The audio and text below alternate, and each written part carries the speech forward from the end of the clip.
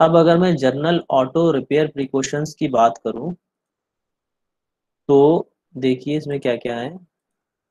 Do not smoke when working on any fuel related components. आपको smoke नहीं करना है जब आप किसी फ्यूल रिलेटेड कंपोनेंट पे काम कर रहे हैं, जैसे फ्यूल फिल्टर है, कार्बोरेटर है, इंजेक्टर है, फ्यूल पंप है, फ्यूल टैंक है। तो एक्सीडेंट के चांसेस बढ़ सकते हैं, है ना। हाँ, ठीक। तो आपको इसके आसपास कोई भी स्पार्क नहीं जनरेट करना है। अब ये देखिए, अगर मैं इसकी बात करूं, never crawl under the improperly supported vehicle. ये क्या कह रहा है कि अगर आपको यहाँ पे आपको किसी व्हीकल को सपोर्ट करना है तो आपको ऐसा नहीं करना है कि ये सपोर्ट खिसक रहा हो, है ना। आपने इस पे लोड दिया और इस सपोर्ट पे से ये व्हीकल खिसक गया, और खिसक गया तो एक्सीडेंट के चांसेस बढ़ सकते हैं। ये प्रॉपरली आपका इसके नीचे फिट होना चाहिए, चारों व्हील के नीचे, है ना। चारों व्हील्स के एरिया के, जैसे कि अगर मैं ये यहाँ बात करूँ तो यहाँ होना चाहिए। इसकी स्टेबिलिटी के लिए, इसको रखने के लिए प्रॉपर यहाँ फाउंडेशन दे रखी होती है ना। तो आप वहाँ ये चारों स्टैंड यूज करेंगे, और ये इंश्योर कर लें कि ये स्लीपरी ना हो। ठीक। अब चलिए देखिए, always disconnect one of the battery cables when Dunning electrical repair work. अगर आप कोई भी इलेक्ट्रिकल का रिपेयर वर्क कर रहे हो तो आप इंश्योर कर लें कि आपने बैटरी का टर्मिनल लूज किया है या नहीं। आप बैटरी को डिस्कनेक्ट करके ही इलेक्ट्रिकल इक्विपमेंट्स पर काम करें। चलिए, never disconnect electrical container connectors while the engine running. आपको ऐसा नहीं करना, इलेक्ट्रिकल आप इंजन रन है और आपने कोई इलेक्ट्रिकल सर्किट को कनेक्ट है, उसका कनेक्टर लूज कर दिया या हटा दिया या वायर खींच दिया। तो आपको ऐसा हरगिज नहीं करना है, अदरवाइज दिक्कत हो सकती है, एक्सीडेंट के चांसेस पॉसिबिलिटीज बढ़ सकती है। अब ये देखिए, do not wear loose cloth.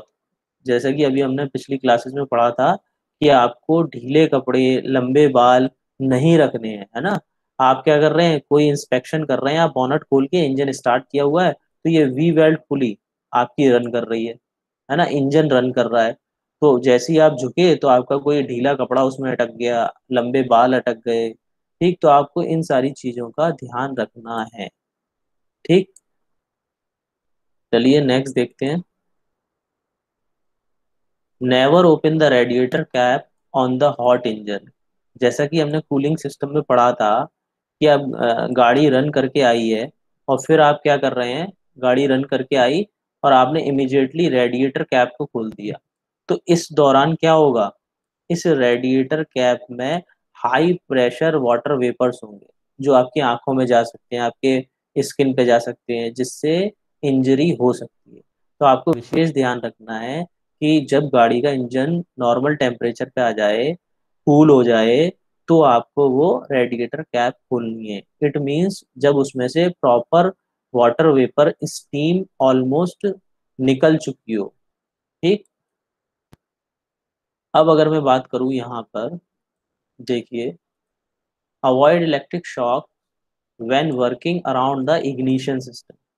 अगर मैं इग्निशन सिस्टम पे काम कर रहा हूँ और आपको शॉक से अवॉइड होना है ना, ऐसा नहीं कि आपको झटका लग गया, आपको क्या करना है। देखिए, 22,000 से 25,000 वोल्ट तक इन दोनों इस स्पार्क जब हम जनरेट करते हैं तो ये वोल्ट होता है, जैसा कि हमने इग्निशन सिस्टम में पढ़ा था पिछले सेमेस्टर में।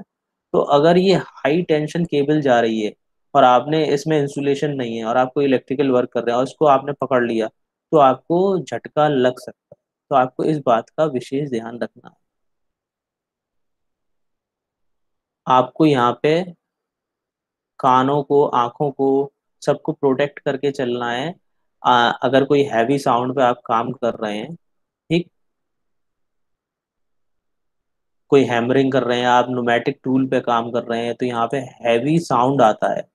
तो इससे हो सकता है कि आपको कानों में दिक्कत हो सकती है या हो जाती है जनरली, ज़्यादा लंबे टाइम तक आप काम करते हैं।